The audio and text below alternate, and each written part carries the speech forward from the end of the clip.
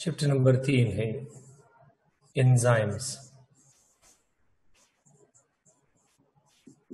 तो एंजाइम में आज हमारा टॉपिक क्या है?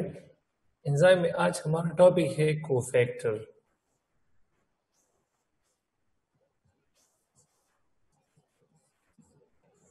तो कल मैंने बताया था कि cofactor is the non protein part of the enzyme. ये क्या है शाबाश? Non protein part of enzyme. Cofactor is the non-protein part of the enzyme.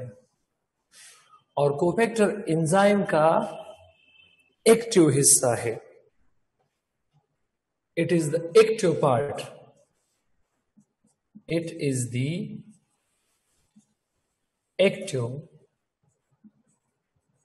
part of enzyme. ये एंजाइम का सबसे एक्टिव हिस्सा है। It is the active part of the enzyme. ये एंजाइम का सबसे एक्टिव हिस्सा है। It is the active part of the enzyme. और इसके अलावा अगर if we add cofactor to the enzyme ऑन्स, एंजाइम काम शुरू करता है। Adding cofactor to enzyme, adding cofactor to enzyme, तो ये ऑन, एंजाइम ऑन होगा। ऑन काम शुरू करता है। ऑन एबिलिटी है, ऑन एबिलिटी या ऑन फेज है। और रिमूविंग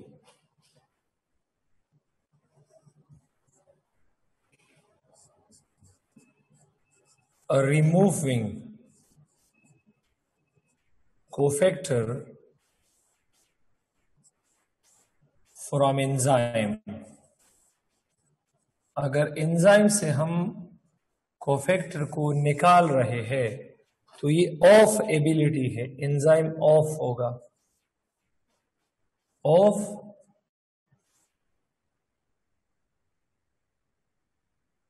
एबिलिटी है। और जिस तरह कल मैंने बताया था कि एंजाइम पार्ट्स होते हैं, तो ये कोफैक्टर नॉन प्रोटीन है और प्रोटीन पार्ट को एपो एंजाइम कहते हैं। तो cofactor attaches to, cofactor always attaches, cofactor हमेशा ऑलवेज अटैचेस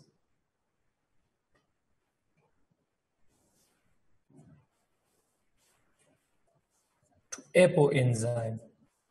ये हमेशा एपो एंजाइम के साथ अटैचमेंट रखेगा, उसके साथ ही अटैच होगा। कोफैक्टर हमेशा एपो एंजाइम के साथ अटैच होगा। अब कोफैक्टर के दो टाइप्स हैं। एक को हम एक्टिवेटर कहते हैं,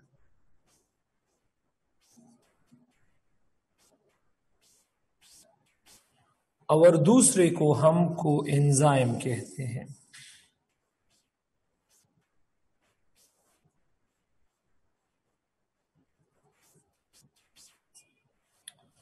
अब एक्टिवेटर हमारे पास इनऑर्गेनिक कोफैक्टर है। इनऑर्गेनिक कोफैक्टर है।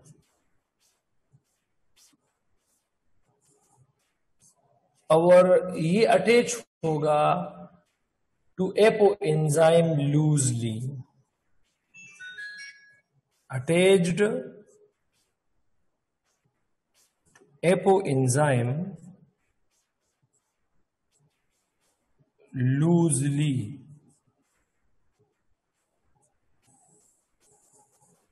एपो एंजाइम के साथ लूजली अटैच्ड होगा। एपो एंजाइम के साथ ये लूजली अटैच्ड होगा। और ये जो हमारे पास कोएंजाइम है तो ये ऑर्गेनिक कोफैक्टर है।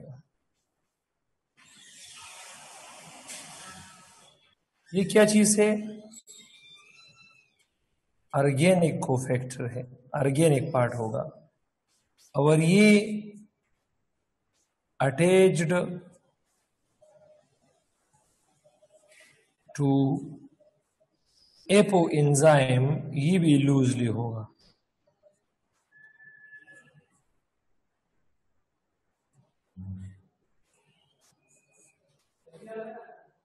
इस तरह अब कोएंजाइम, इसका जो हमारे पास एग्जाम्पल है तो वो है NAD है, FAD वगैरह है।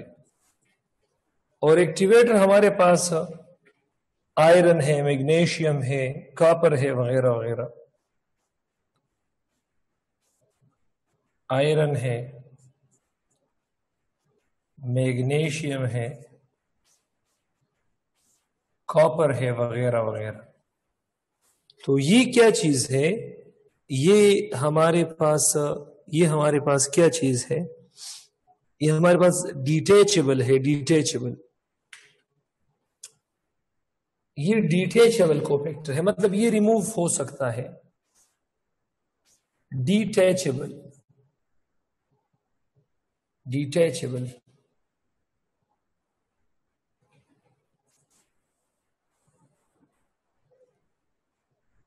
अब ये डिटेचेबल कोफैक्टर है, डिटेचेबल।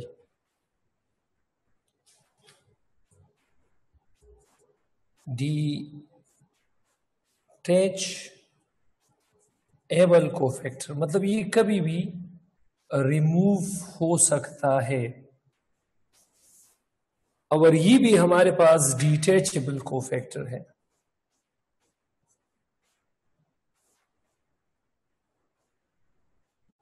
डिटेचेबल कोफैक्टर है इस तरह। एग्जांपल भी मिलेगी। अगर एक्टिवेटर या कोएंजाइम ये दोनों डिटेचेबल होगा, अगर ये फर्मली अटैच है या एक्टिवेटर या कोएंजाइम ये टाइटली बॉन्ड है, टाइटली अटैच्ड है to enzyme, it is called prosthetic group. If activator or coenzyme is tightly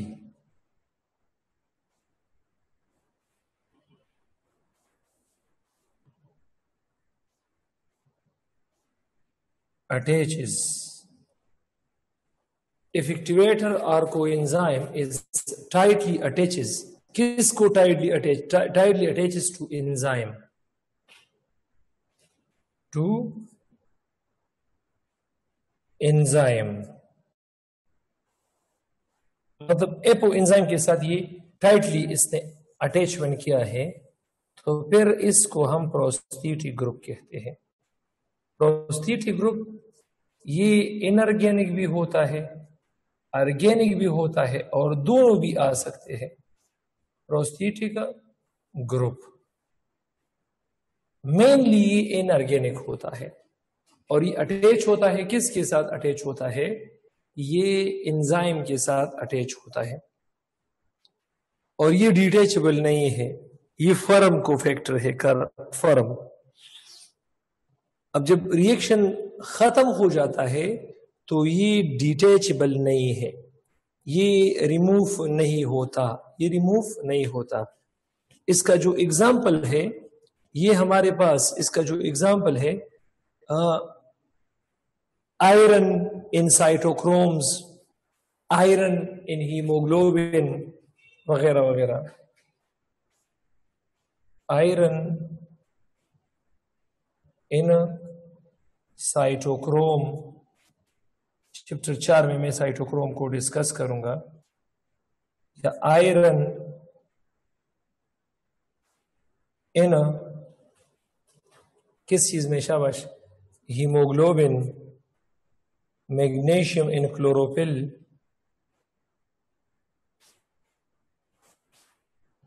वगैरह वगैरह।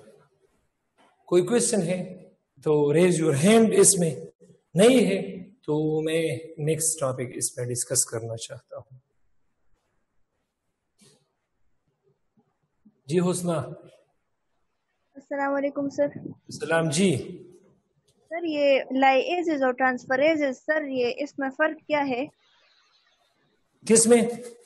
लाइएजेस और ये ट्रांसफरेजेस। ट्रांसफरेजेस तो हमारे पास फंक्शनल ग्रुप, इसमें फंक्शनल ग्रुप ट्रांसफर होगा। ये फंक्शनल ग्रुप है। ट्रांसफरेज में हमेशा क्या चीज होगा? Functional group. और लाइएज डबल बॉन्ड को बनाएगा या डबल बॉन्ड को खत्म करेगा। डबल बॉन्ड को या इसकी फॉर्मेशन करता है। और इसमें हमारे पास वाटर का इस्तेमाल नहीं होता। ट्रांसफरेज में सिर्फ फंक्शनल ग्रुप एक मॉलिक्यूल से निकलकर दूसरे में ऐड होगा। और लाइएज में फंक्शनल ग्रुप की वो नहीं है, रिस्ट्रिक्शन नहीं है। Is it clear? ठीक है, लाइक बॉन्ड मेकिंग और ब्रेकिंग दोनों करता है। तो यस। और अगर बात करें तो लाइगेज सिर्फ बॉन्ड मेकिंग करता है। लाइगेज स्मॉलर मॉलिक्यूल से लार्जर मॉलिक्यूल बनाता है, मतलब बॉन्ड बनाता है लेकिन वाटर जरूर रिमूव करेगा। सही। और सर ये आइसोमरेज मैंने कहा कि हेट्रोजीनस ग्रुप है, तो ये क्यों? हेट्रोजीनस ग्रुप इसलिए है कि ये हमारे पास फॉर एग्जांपल ग्लूकोज पर अमल करके उससे फ्रक्टोज भी बना सकता है, उससे गैलेक्टोज भी बना सकता है, उससे मेनोज भी बना सकता है। तो हेट्रोजीनस ग्रुप है इसलिए, थैंक यू सर। स्पेसिफिक नहीं है। अच्छा, अब हम डिस्कस करेंगे factors affecting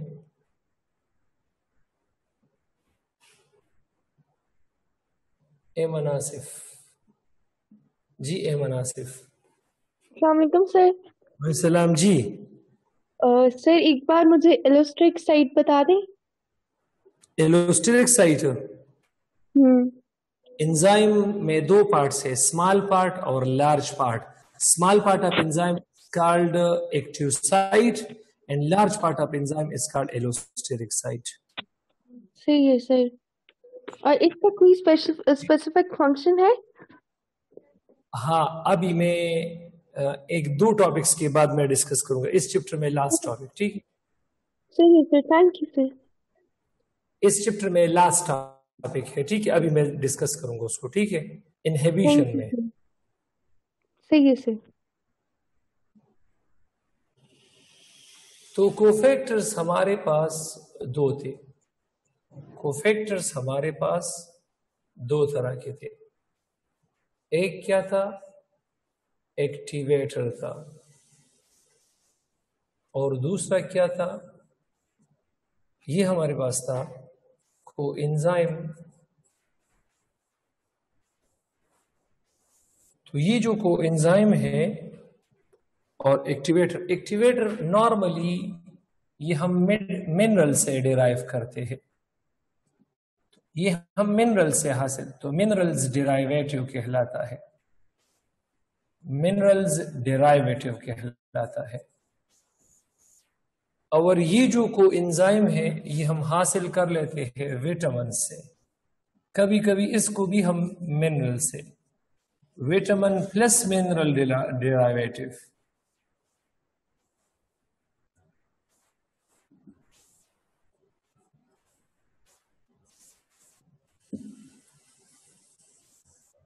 Vitamins are very much essential for the body. Vitamin A की कमी से नाइट ब्लाइंडनेस आएगा। कोएंजाइम में विटामिन्स होते हैं and vitamins are very much important for the body. Vitamins are very much important for body.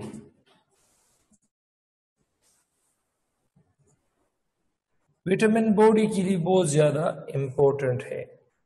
Deficiency of vitamin causes many diseases.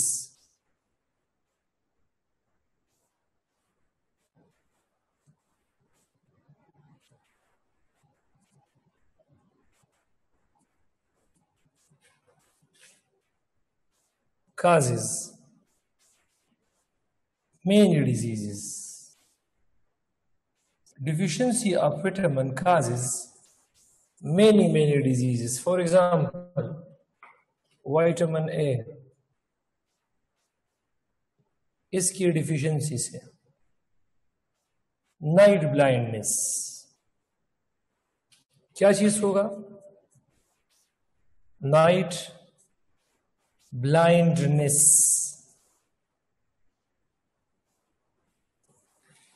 शाम के बाद मतलब नजर में प्रॉब्लम होगा, विजन में प्रॉब्लम।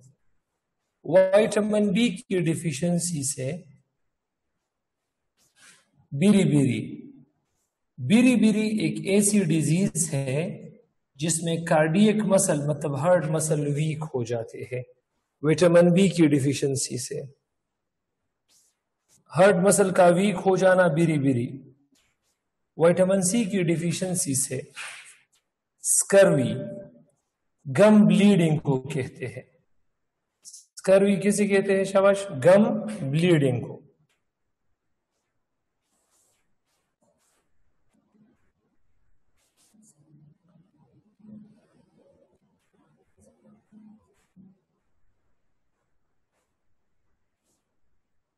ये गम्स ब्लीडिंग को कहते हैं। और ये वीकनिंग ऑफ हार्ट मसल्स। इस तरह विटामिन डी की डिफिशियंसी से बोन प्रॉब्लम, विटामिन ई की डिफिशियंसी से सेक्सुअल डिसफंक्शन वगैरह ये होता है। अब हम डिस्कस करते हैं फैक्टर्स अफेक्टिंग एंजाइम एक्टिविटी।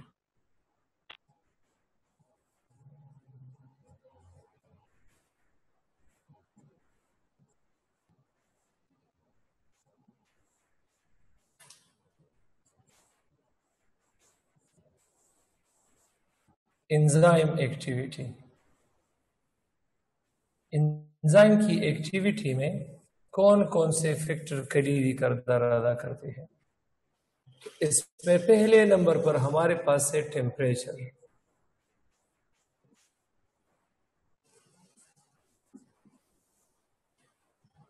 और दूसरे नंबर पर हमारे पास है पीएच। इसको डिस्कस करते हैं, साथ इसको डिस्कस करते हैं। तो enzyme works best in optimum temperature and pH. Enzyme works best in optimum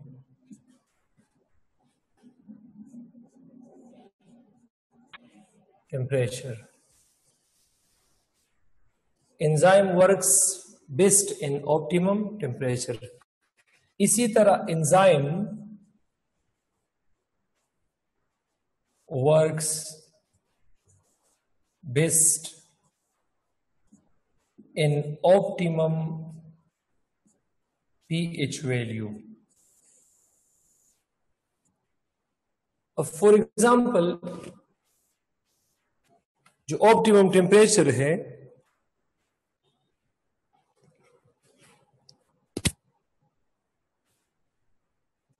for humans,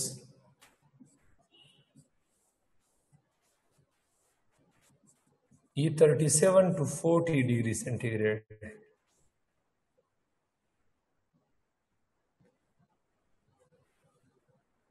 For thermophilic bacteria,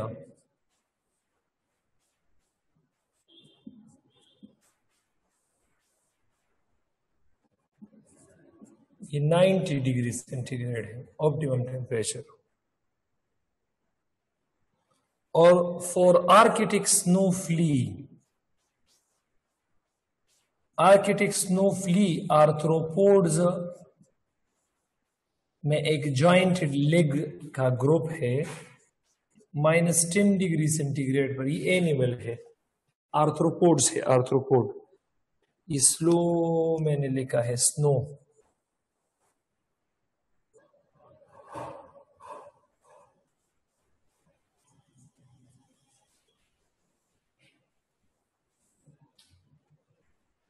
तो क्या है, -10 डिग्री सेंटीग्रेड है। इसी तरह pH का भी हमारे पास अपना एक रेंज होता है, अपना pH का अपना एक रेंज होता है। जिस तरह हमारे बॉडी में ज्यादातर एंजाइम्स ह्यूमन बॉडी में 7 to 8 pH पे काम करते हैं, लेकिन हमारे पास पेंक्रियाटिक लाइपेज और पेंक्रियाटिक लाइपेज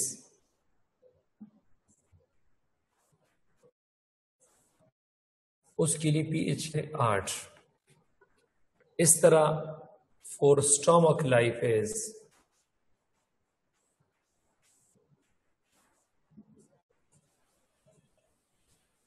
ये 4 to 5 है। इस तरह हमारे पास जो केटलेज एंजाइम है उसके लिए, पेप्सिन एंजाइम है उसके लिए 1.5 है।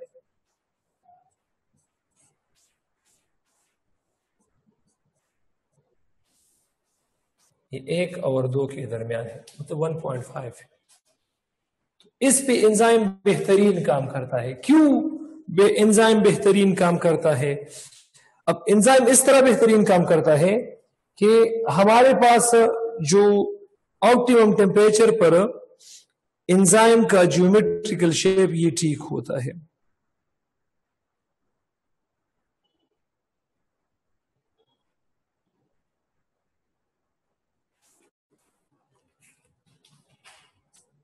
ऑप्टिमम टेम्परेचर पे क्या होता है, एंजाइम और सबस्ट्रेट मॉलिक्यूल की काइनेटिक एनर्जी ज्यादा होता है। Enzyme and substrate have more kinetic energy. तो ये हमारे पास ज्यादा प्रोडक्ट्स बना सकते हैं।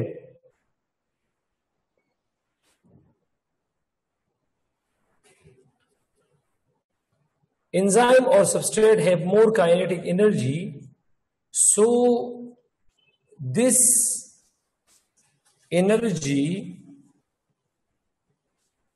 overcome, ये काबू पा लेता है on किसके ऊपर? So this energy overcome on किसके ऊपर? शाबाश, activation energy।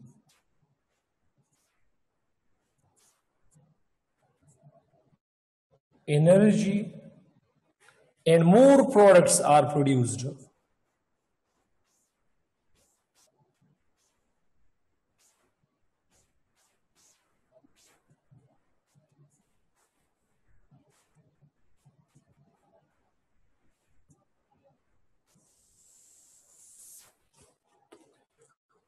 और same is the case for हमारे पास जो pH है, सेम बिल्कुल इस तरह, सेम हियर pH पे भी एंजाइम और सबस्ट्रेट जब ऑप्टिमम pH है तो ऑप्टिमम pH एंजाइम और सबस्ट्रेट की जो एनर्जी है इसको मेंटेन रखकर ज्यादा प्रोडक्ट्स बनाती है।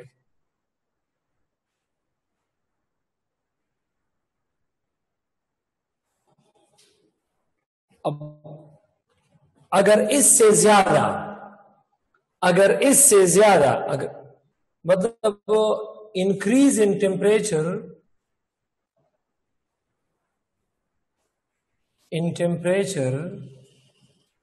then optimum level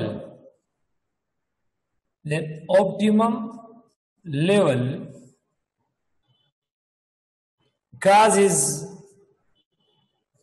breakdown of bonds between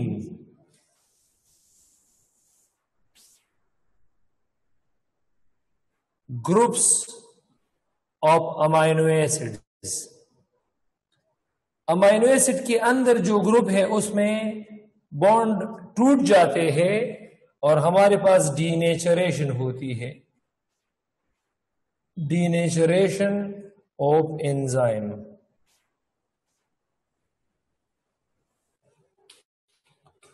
और यहां पर इंक्रीज और डिक्रीज जो पीएच है, इंक्रीज डिक्रीज टेम्परेचर और इंक्रीज डिक्रीज पीएच, अब ये क्या काम करता है? इफेक्ट्स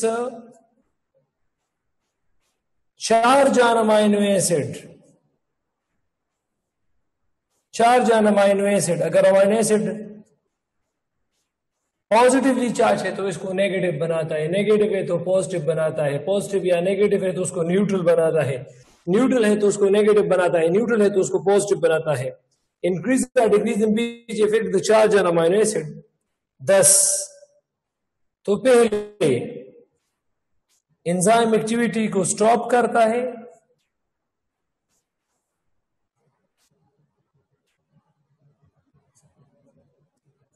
और फिर एंजाइम डीनेचरेशन करता है, क्योंकि अमाइनो एसिड चेंज हो गए हैं ना, तो एंजाइम डीनेचरेशन होता है इस तरह। चलो इसको डिस्कस करते हैं नेक्स्ट पेज पे। अब जरा यह देखो, ये हमारे पास टेम्परेचर है,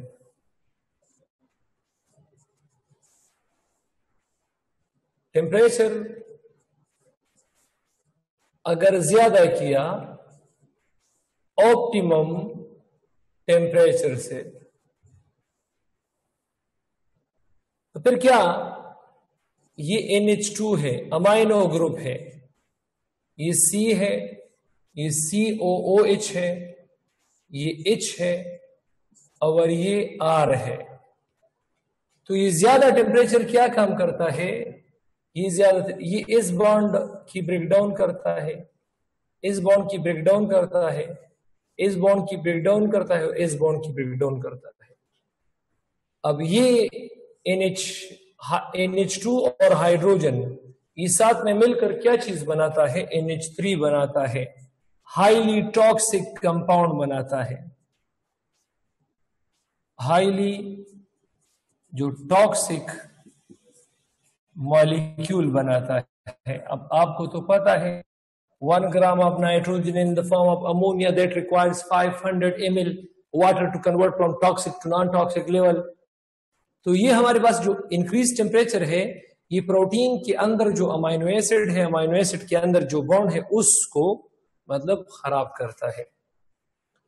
और अगर पीएच को आपने ज्यादा किया है देन ऑप्टिमम पीएच, तो फिर जो हमारे पास यहां पर NH2 है, कार्बन है, COOH है,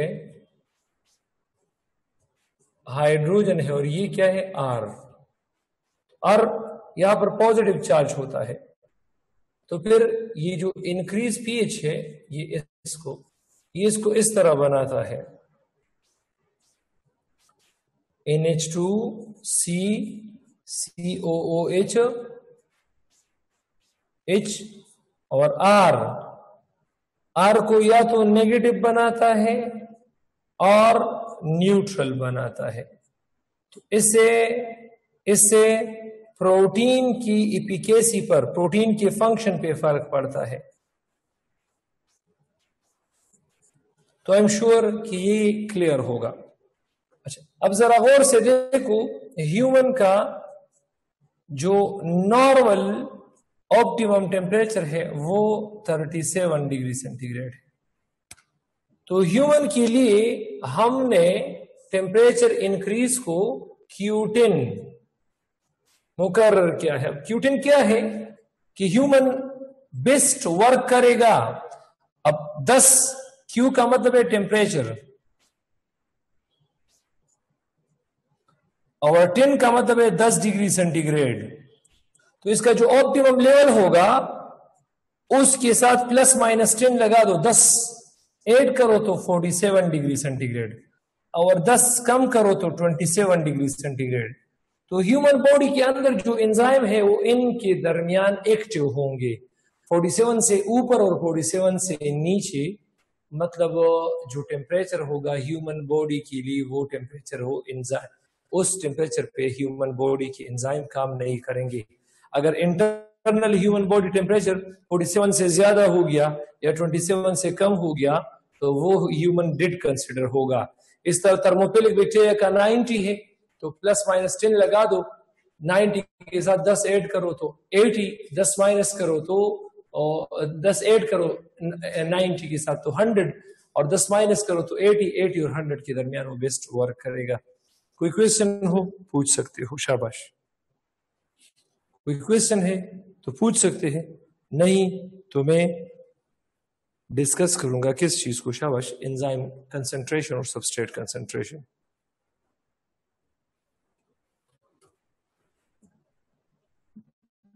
जी सर दा Q10 किदा खबर अमरात लेशी जे 47 डिग्री सेल्सियस पाने दमुगा रेट ऑफ वर्क सेवा बशु 2 टाइम्स बशु डबल बशी आगा बमुंगा टोल रेट को नशु नो इंसान ब डेथ राजी डेथ और 27 माने बट डिक्रीज हाफ ना डिक्रीज हाफ बनिशी बिल्कुल जीरो बशी।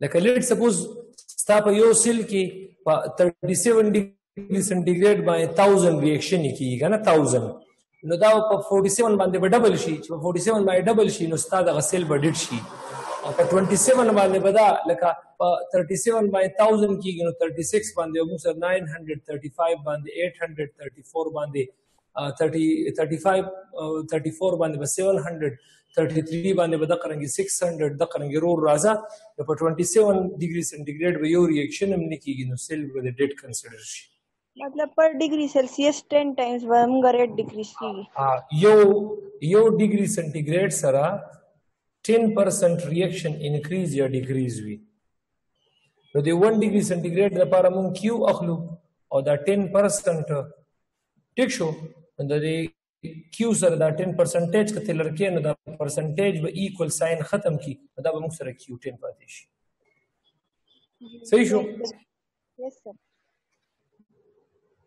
आईपैड जी आईपैड सर फिर तमुगा दा पीएच कम जी आईपैड वाया पीच सर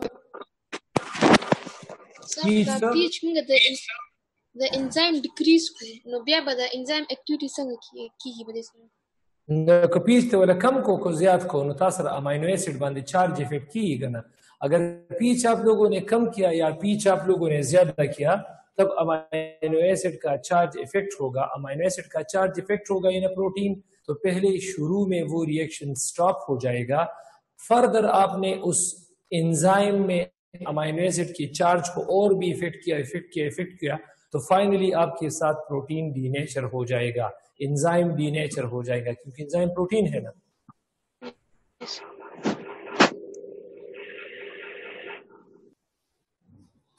अच्छा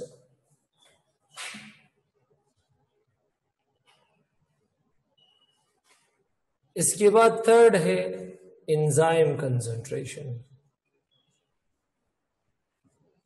एंजाइम कंसंट्रेशन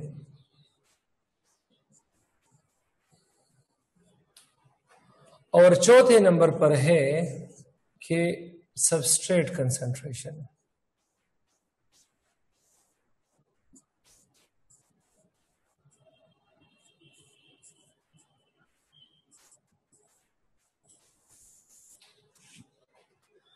अब enzyme concentration is directly proportional to the enzyme activity. enzyme का concentration है, it is directly proportional to the enzyme activity. लेकिन एक शर्त है कि इस रिएक्शन में आप लोगों ने सबस्ट्रेट को अवेलेबल करना होगा। सबस्ट्रेट को आपने अवेलेबल करना होगा। मतलब लेट सपोज 10 ml आपके पास एंजाइम है तो 10 ml एंजाइम के लिए सबस्ट्रेट को अवेलेबल करना होगा। इसको मैं सबस्ट्रेट कांस्टेंट कहूंगा कि आपके पास अगर एंजाइम ज्यादा हो रहे हैं तो एंजाइम एक्टिविटी ज्यादा होगा, लेकिन शर्त क्या है, आप लोगों ने ज्यादा एंजाइम के लिए ज्यादा सबस्ट्रेट को अवेलेबल करना होगा। इस तरह सबस्ट्रेट कंसेंट्रेशन अगर ज्यादा है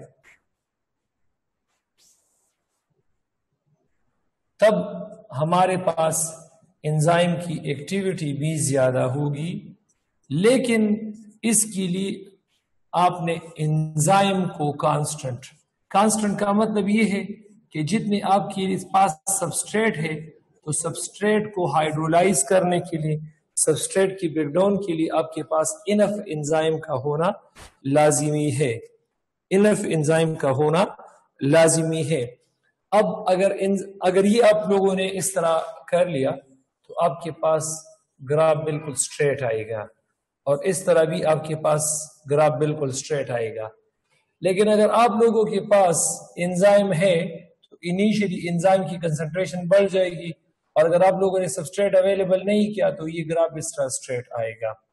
यहां भी अगर आप लोगों के पास सबस्ट्रेट ज्यादा है तो इनिशियली आपके पास ये बिल्कुल स्ट्रेट लाइन आता है, और अगर आप लोगों ने एंजाइम अवेलेबल नहीं की तो ये आपके पास इस तरह का एक लाइन आ जाएगा।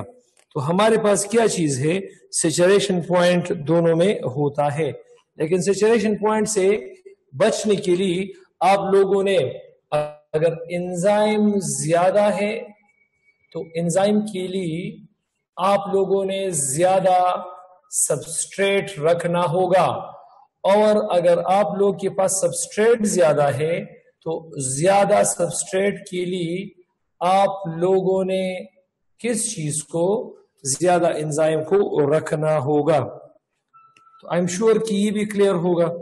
अब इनहिबिटर ऑफ एंजाइम डिस्कस करते हैं। इनहिबिटर वो चीज है जो एंजाइम की एक्टिविटी को स्टॉप करे।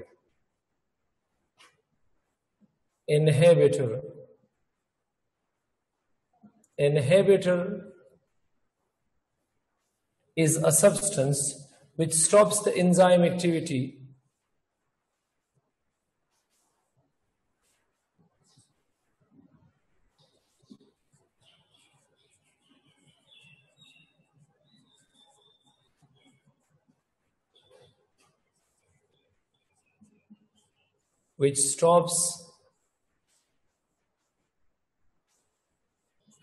the enzyme activity.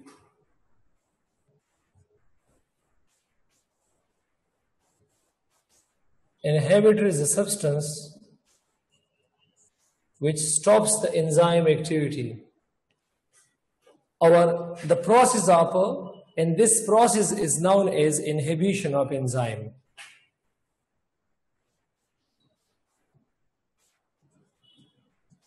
And this process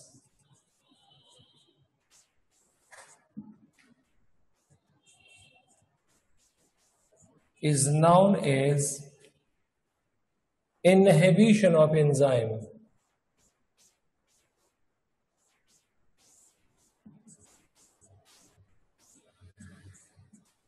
इसको एंजाइम का इनहिबिशन कहते हैं, and this process is known as inhibition of enzyme. अब inhibition of enzyme दो तरह का है।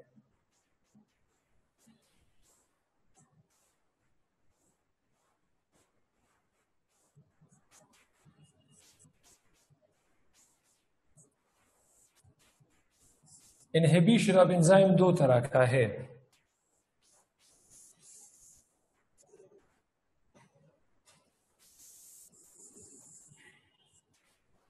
इनहिबिशन ऑफ एंजाइम दो तरह का है, एक कम्पिटिटिव इनहिबिशन है और एक नॉन कम्पिटिटिव इनहिबिशन है।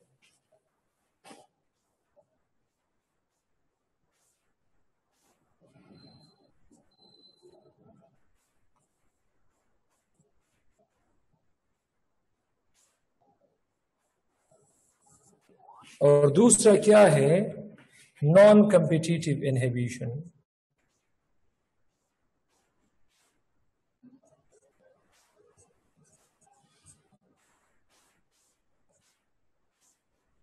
कम्पिटिटिव इनहिबिशन है और दूसरा क्या है, नॉन कम्पिटिटिव इनहिबिशन। अब कम्पिटिटिव इनहिबिशन इसमें हमारे पास इनहिबिटर मॉलिक्यूल बिल्कुल इनहिबिटर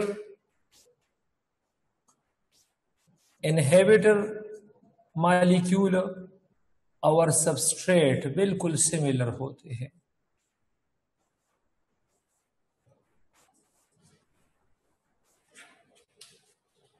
इनहिबिटर और सबस्ट्रेट बिल्कुल क्या चीज होते हैं?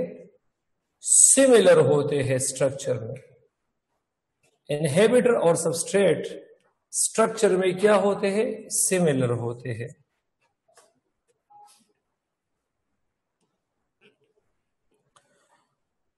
तो गलती से ये inhibitor active site of enzyme में फिट होता है।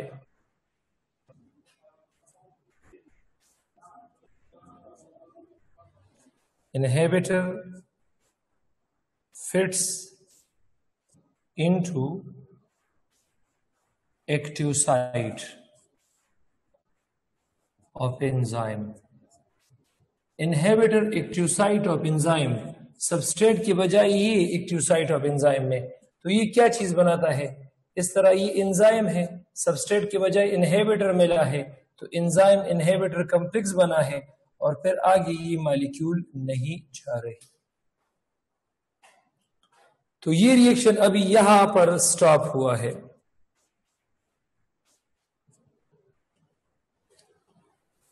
तो ये हमारे पास क्या चीज है? ये हमारे पास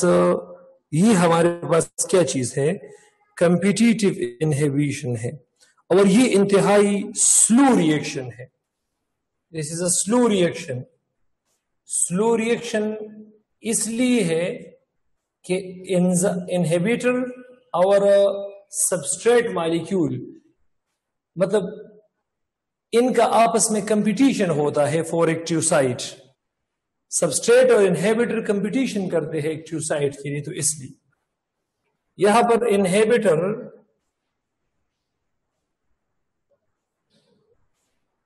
और सबस्ट्रेट ये बिल्कुल डिफरेंट होते हैं।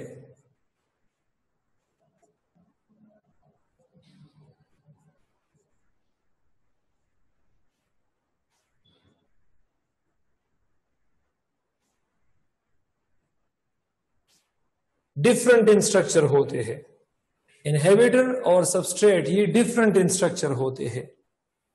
तो एंजाइम के साथ इनहिबिटर एलोस्टेरिक, मतलब इन सबस्ट्रेट बाइंड करता है टू एंजाइम, एंजाइम के साथ ऑन एक्टिव साइट। किस जगह पर? एक्टिव साइट पर। और जो इनहिबिटर है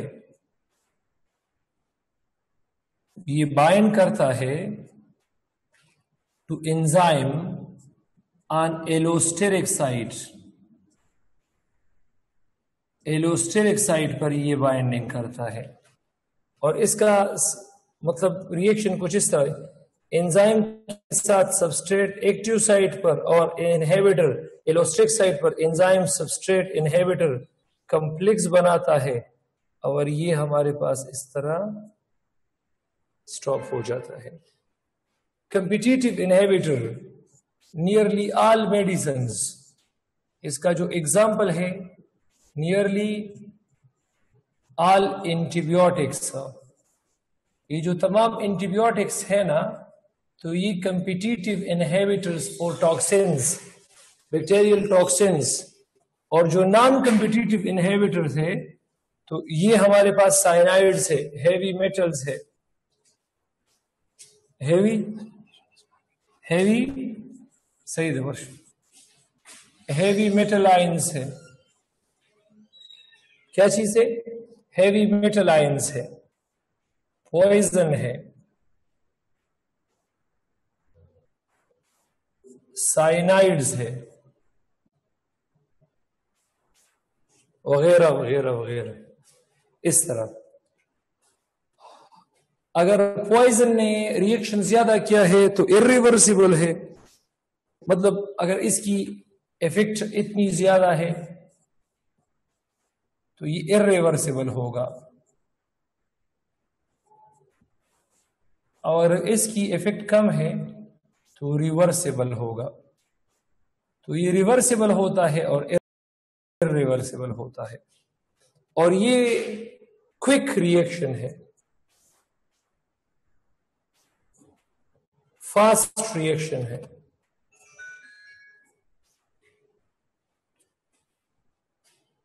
और अगर एंजाइम का प्रोडक्ट एंजाइम की एक्टिविटी को स्टॉप करे तो इसको फीडबैक इनहिबिशन कहते हैं। अगर इनहिबिटर एंजाइम की एक्टिविटी को स्टॉप करे तो एंजाइम इनहिबिशन, और अगर एंजाइम का प्रोडक्ट लेट्स सपोज इस तरह कि ये एंजाइम की एक्टिविटी है, एंजाइम और सबस्ट्रेट मिलकर एंजाइम सबस्ट्रेट कॉम्प्लेक्स बनाता है, और enzyme substrate complex enzyme product बनाता है, और एंजाइम का प्रोडक्ट एंजाइम से जुदा हो जाता है। लेट्स सपोज अगर ये प्रोडक्ट इसके साथ मिल जाए दोबारा तो हमारे पास एंजाइम प्रोडक्ट बनाएगा। तो अगर प्रोडक्ट ऑफ एंजाइम ये इनहिबिशन करता है, एंजाइम को एक्टिविटी करने से रोकता है, तो इसको फीडबैक इनहिबिशन कहते हैं। Feedback inhibition. So there are two main types of inhibition. Inhibition by inhibitor is known as normal inhibition, and inhibition by product of enzyme is known as feedback inhibition. Inshallah.